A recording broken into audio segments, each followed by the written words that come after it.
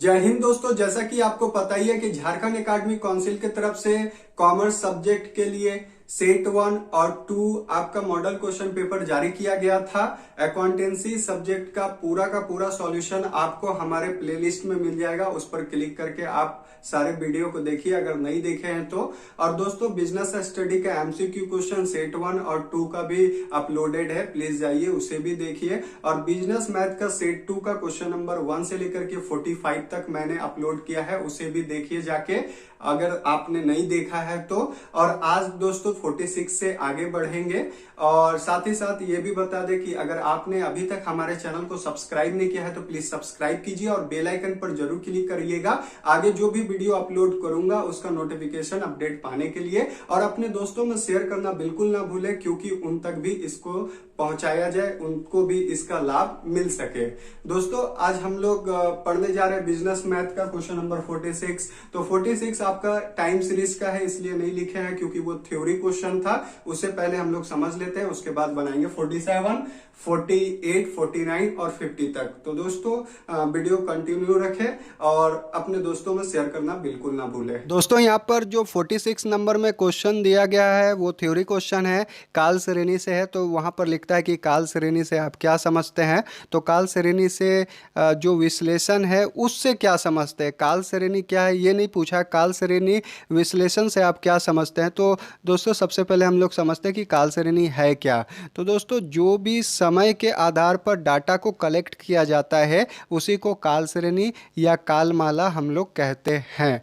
तो यहाँ पर लिखता है बहुत सारा जो लोग थे वो क्या दिए, परिभाषा दिए। तो यहाँ पर लिखता है सबसे पहला परिभाषा, किसी समय की अवधि पर आधारित मूल्यों की श्रेणी को ही हम लोग क्या कहते हैं, काल श्रेणी। ये बहुत आसान है, पीजी मूरे के द्वारा ये जो डेफिनेशन था वो दिया गया था। उसके बाद हम लोग देखते हैं और भी। तो यहाँ पर आप देख सकते हैं केनी एंड कीपिंग के द्वारा दिया गया समय पर आधारित समंक समूह काल श्रेणी कहलाते हैं। तो संख्यात्मक तत्व जिसका संकलन क्या के हिसाब से हो, समय अंतराल से किया जाता है, काल श्रेणी या कालमाला कहलाता है। अब इसका एनालिसिस क्या है। तो दोस्तों वाणिज्य तथा अर्थशास्त्र के क्षेत्र में आर्थिक परिवर्तन के कारणों को खोजना एक कठिन समस्या है। इस प्रकार की खोज के लिए काल श्रेणी समंकों का क्या किया जाता है, विश्लेषण किया जाता है। एक काल श्रेणी से किसी चर की समान प्रवृत्ति का सही अनुमान, आवर्तन परिवर्तन, चक्रीय परिवर्तन तथा अनियमितता परिवर्तन की माप करना तथा इन चार महत्वपूर्ण घटकों का आपस में संबंध आदि अध्ययन करने के लिए ही काल श्रेणी में आए सभी प्रकार के उतार चढ़ाव का विश्लेषण करना पड़ता है। इसी को ही हम लोग क्या कहते हैं, काल श्रेणी का विश्लेषण। दोस्तों यहाँ पर क्वेश्चन नंबर 46 हो जाने के बाद 47 आप देखिए। 47 में आप देख सकते हैं क्या लिखा गया है, calculate median of the following data. यहाँ पर डाटा आपका दिया गया है 94 है, 33 है, 86 है, 68 है, 32 है, 80 है, 48 है और 70 है। तो दोस्तों इससे हमको क्या निकालना है, मीडियन। तो मीडियन का मतलब ही होता है बीच। सबसे पहले क्या करना रहता है, आपका जो भी सीरीज में क्वेश्चन है उसको क्या करना रहता है, आपको उसको असेंडिंग टू डिसेंडिंग या डिसेंडिंग टू असेंडिंग सरियाना होता है। क्योंकि मीडियन में जब आप ऐसे बना दीजिएगा तो आपका आंसर गलत हो जाएगा। मोड और मीन आपका सॉल्व हो जाएगा लेकिन मीडियन आपका सॉल्व नहीं होगा, इसलिए आप असेंडिंग टू डिसेंडिंग या डिसेंडिंग टू असेंडिंग सरिया लीजिएगा। तो यहाँ सबसे पहले हम लोग असेंडिंग टू डिसेंडिंग सरिया लिए हैं। ये जो नंबर दिया गया था सबसे पहले हम लोग 32 लिखे, उसके बाद 33 लिखे, उसके बाद 48 लिखे, फिर 68 लिखे, 70 लिखे, 80 लिखे, 86 लिखे, 94 लिखे। और इसका सीरियल नंबर एक हम लोग दे देते हैं, 1 2 3 4 5 6 7 8। और दोस्तों ये जो सीरीज है वो जो सीरीज है वो आपका इंडिविजुअल सीरीज है, इसलिए ये जो दिया गया वो एक्स है और उसके बगल में सीरियल नंबर हम लोग अपने से दिए, वही सीरियल नंबर इसके लिए क्या होगा, एन होगा। एन इक्वल टू कितना आया, 8 आया। इसको देख लीजिए 8। तो मीडियन निकालने का जो फॉर्मूला है इंडिविजुअल सीरीज में वो है n प्लस 1/2 ब्रैकेट में th टर्म। तो दोस्तों अब हम लोग क्या निकाल लेते हैं, मीडियन निकाल लेते हैं। तो n कितना है, 8 है। प्लस 1 डिवाइडेड बाय कितना करेंगे 2 करेंगे, टीएच टर्म हम लोग लिख देते हैं। उसके बाद 9/2 टीएच टर्म, उसके बाद कितना आएगा 4.5 टीएच टर्म। तो मतलब 4.5 आ रहा है। 4.5 किसके बीच में आएगा, 4 और 5 के बीच में आएगा। ठीक है, समझ रहे हैं। तो यहां पर आपको क्या करना है, 4th term plus 5th term को ऐड करना है, डिवाइडेड बाय कितना करना है 2। मतलब ये इसको और इसको दोनों को जोड़ के कितना से डिवाइड देना है 2 से। तो यही है 4.5 का ऊपर में 4 आएगा और बाद में कितना आने वाला है 5, दोनों को जोड़ेंगे और 2 से डिवाइड देंगे। तो यहां पर चौथा जो टर्म है वो कितना है 68 है और 5th टर्म कितना है 70 है। डिवाइडेड बाय कितना करेंगे 2 करेंगे। ये दोनों को पहले हम लोग जोड़ लेते हैं, 6 दूनी 12 1 13 डिवाइडेड बाय 2। तो कितना आएगा यहाँ पर 69, 2 6 12 2 9 18। जो 69 आया वो आंसर होगा, क्योंकि मीन मीडियन मोड जो कि किससे आता है, एक्स के अंदर से ही आपका जो भी आंसर आता है वो किसके अंदर से आता है, एक्स के अंदर से आता है या क्लास के अंदर से आता है और उसके बाहर से कभी नहीं आएगा, उसी के अंदर ही रहने जा रहा है। तो आप देख सकते हैं कि 32 से 94 के बीच में 69 ही क्या है, मीडियन है। ये हो गया आपका सॉल्व। उसके बाद हम लोग देखते हैं क्वेश्चन नंबर 48 में लिखता है the average age of 5 children is 8 year.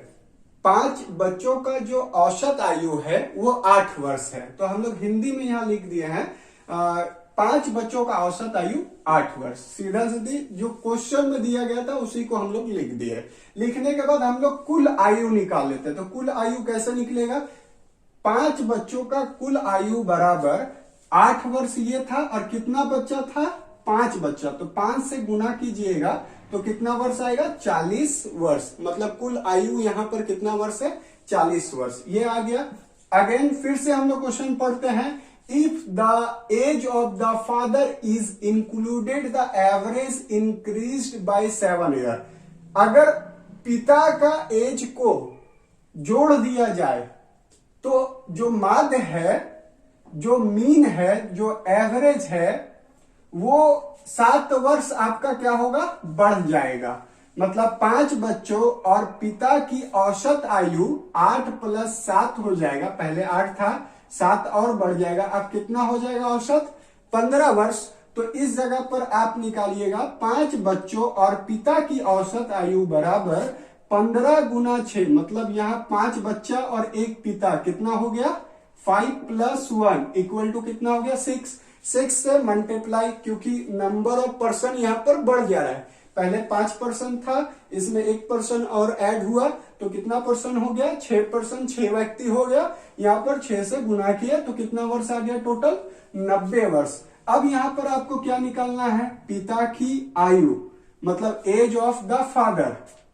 तो पिता की आयु बराबर आपका कुल कितना आयु था पिता के साथ जोड़ा हुआ 90 वर्ष, और सिर्फ बच्चा का कुल आयु कितना था 40 वर्ष। इसको जब आप माइनस कर दीजिएगा तो ये आया 50 वर्ष। पिता का सिर्फ कितना आयु था यहाँ पर 50 वर्ष। तो हम लोग सॉल्व कर लिए क्वेश्चन नंबर 48। अब हम लोग देखेंगे 49। तो 49 में क्या निकालना है आपको, मोड निकालना है। क्या निकालना है, मोड निकालना है। तो यहां लिखता है the following are marks secured 20 student in statistics, find the mode.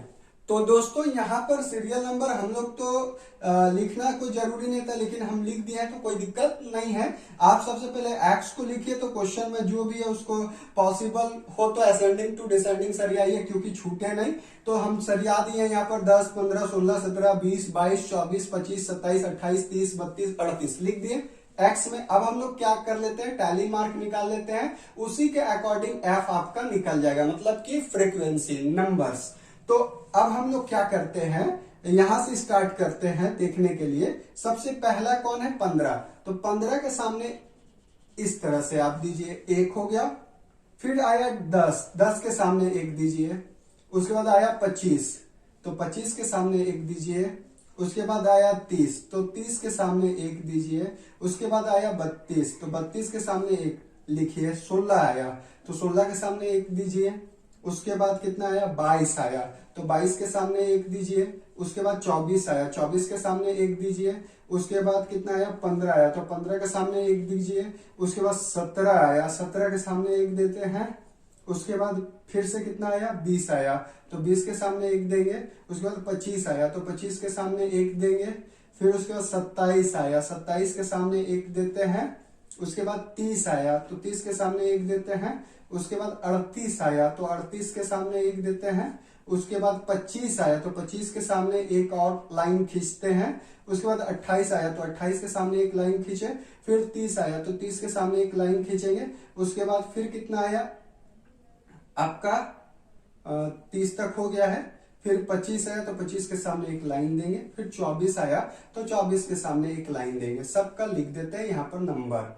1 हो गया, ये 2 हो गया, फिर 1 हो गया, 1 हो गया, 1 हो गया, फिर इसके सामने भी 1 हो गया, और इसके सामने 2 हो गया। इसके सामने कितना हो जाएगा, 4 हो जाएगा। मतलब इसके सामने, सबके सामने जितना नंबर होगा उसको हम लोग लिख देंगे इसी तरह से। फिर इसके सामने 1 होगा, इसके सामने कितना होगा, 1 होगा, इसके सामने कितना होगा, 3 होगा, और इसके सामने 1 1।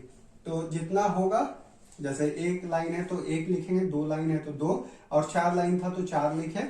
और सबसे हाईएस्ट फ्रीक्वेंसी जो होता है वही क्या कहलाता है, मोड कहलाता है। तो मोड को जेड से हम लोग साइन देते हैं, जेड साइन है मोड के लिए। तो जो हाईएस्ट फ्रीक्वेंसी है वो कितना है, 4 है। तो इसलिए जो हाईएस्ट फ्रीक्वेंसी इज मोड कहलाता है, तो highest frequency is 4। Therefore mode equal to आपका कौन होगा, 25। कौन होगा, 25। आपका मोड कौन सा होगा, 25। जिसका हाईएस्ट, जितना बार वो रिपीट किया होगा, जो सबसे ज्यादा बार रिपीट हुआ होगा, वही हमारा क्या होगा, मोड होगा। और आपको बताए थे कि हमेशा किससे आंसर आएगा, मीडियन मोड का x से। तो x के अंदर से ही आंसर आपका आने वाला है। तो आपका 25 आया, तो ये भी आपका सॉल्व हो गया। उसके बाद क्वेश्चन नंबर 50 देखते हैं। यहाँ पर लिखता है फाइंड आउट GM। आपको क्या निकालना है, ज्योमेट्रिक मीन निकालना है। और आप जब पढ़े होंगे ज्योमेट्रिक मीन, तो वहां पर लॉग, एंटी लॉग से ज्योमेट्रिक मीन निकालते होंगे। लेकिन यहाँ पर 2 या 3 x वाला जो सीरीज है, 2 या 3 वाला सीरीज रहे, तो आप आसानी से इसको निकाल सकते हैं। जैसे 2 लाइन वाला है, मान लीजिए x है और x2 है, तो उसका यहाँ पर रूट के सामने 2 लिख दीजिए और उसको सॉल्व कर दीजिए। लेकिन यहाँ 3 वाला था, इसलिए x1 x2 x3 और यहाँ पर क्यूबिक लगा दिए यहाँ पर। ठीक है, अब हम लोग सॉल्व करते हैं। देखिए 3 गुना 8 गुना 9, और यहाँ 3 लगा दिए। अब इसको मल्टीप्लाई करते हैं। ठीक है, 8 9 कितना होगा, 72 होगा। 72 तिया कितना होगा, 6, 7 तिया 21, 216। 216 का क्यूबिक आप जब तोड़िएगा तो कैसे तोड़िएगा, जैसे 216 है ना, तो 3 ही बार में ऐसा डिजिट निकालिए जो सेम हो और 3 बार मल्टीप्लाई करने के बाद 216 आ जाए। तो जब आप 6 से कीजिएगा ना, तो 6 गुना 6 गुना 6 एलसीएम निकाल के देख लीजिए, 3 बार में 216 आ जाएगा। एक ही डिजिट होना चाहिए, जैसे 6 लिए तो 6 ही, 7 लिए तो 7, 8 लिए तो 8। तो यहाँ 6 से तीनों बार में आपका जब मल्टीप्लाई कीजिएगा, 6 से 36, 36 से 216, तो 216 आपका आ जाता। तो इस तरह से आप लिख सकते हैं 6 गुना 6 गुना 6।